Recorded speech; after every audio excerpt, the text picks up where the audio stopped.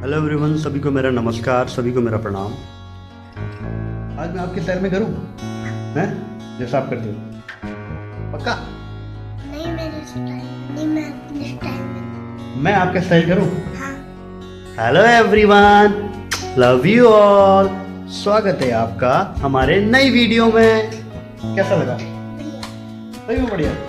लेकिन मुझे अच्छा नहीं लगा यार, मुझे तो आप जो बोलते हो वो आपका स्टाइल आप भी सूट करता है, तो आप चलो वेलकम करो जैसे आप बोलते हो। चलो hello everyone, love you all. स्वागत है आपका हमारी नई वीडियो में। Yes, perfect. आपका ये स्टाइल मुझे बहुत अच्छा लगता है। तो नमस्कार, सभी को प्रणाम। थोड़ा सीरियस बात करते हैं, थोड़ा दिल की गहरी बात करते हैं, ठीक है, लोगों से। तो सभी को मेरा नमस्कार प्रणाम। भगवद गीता में एक बात कही गई है कि संसार में जितने भी जीव हैं, जितने भी पशु हैं, सभी में साक्षात ईश्वर विद्यमान है। और अगर आप पवित्रता के साथ चलते हैं और धर्म के साथ अपना जीवन व्यतीत करते हैं तो आपको भगवद गीता की ये बात बिल्कुल सही लगी और पूरे हृदय में आपके आकर बिल्कुल स्पर्श करेगी ये बात। तो इसी विचार के साथ, इसी भावना के साथ आज हमने, आराध्य और फैमिली ने भी मन बनाया है कि थोड़ी पशुओं की सेवा की जाए, क्योंकि आज हमारी माता जी को गए हुए पूरे 3 महीने हो जाएंगे इस संसार से। तो थोड़ी पशुओं की सेवा करने का मन बनाया है और ईश्वर मुक्ति के दाता मुकुंद अर्थात भगवान विष्णु से प्रार्थना करेंगे कि वो इस संसार में जिस रूप में भी अब अवतरित हुई हैं, जिस रूप में भी वो हैं इस संसार में, उनको सुख, शांति और संपूर्णता प्रदान करें।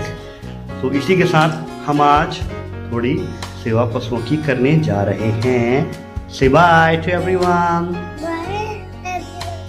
लव यू, नमस्कार।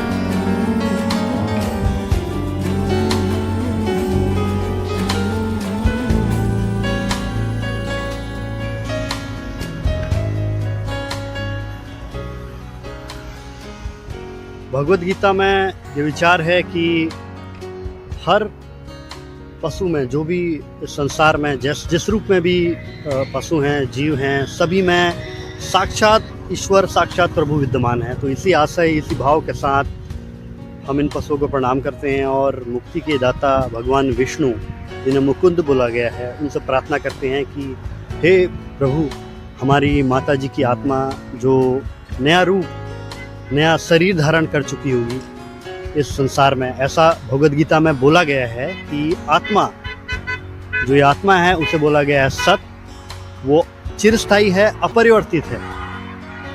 और हमारा जो भौतिक शरीर है, ये इसे बोला गया असत, ये चिरस्थायी नहीं है।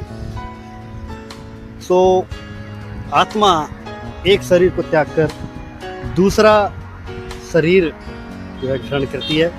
आत्मा चिरस्थायी है, अपरिवर्तित है। ये हमारे इस भौतिक शरीर में 3 अवस्थाओं से होकर गुजरती है, कौमारम, यौवनम और जरा।